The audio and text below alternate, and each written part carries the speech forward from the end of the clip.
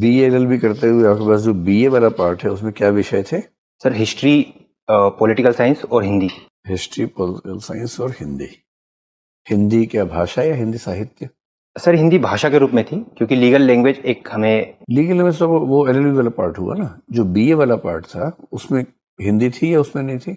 Sir Hindi थी, उसमें भाषा और व्याकरण के रूप में थी। भाषा व्याकरण के रूप में थी, ठीक है। फिर आपका ये अटेम्प्ट कौन सा है? Sir 5th attempt.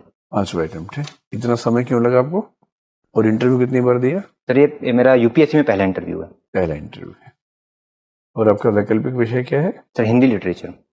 हिंदी साहित्य। आपने लॉ क्यों नहीं रखा ऑप्शन अपना? सर प्रारंभ में मैंने लॉ एज ऑप्शनल चूज किया था, परंतु मुझे लगा कि मैं लॉ के साथ उतना न्याय नहीं कर पा रहा हूँ और यूपीएससी के जो सिलेबस है उसके अकॉर्डिंग अपनी प्रिपरेशन नहीं कर पा रहा हूँ, तो इसलिए मैंने फिर ऑप्शनल, क्योंकि मुझे एक वैकल्पिक ऑप्शनल की आवश्यकता थी।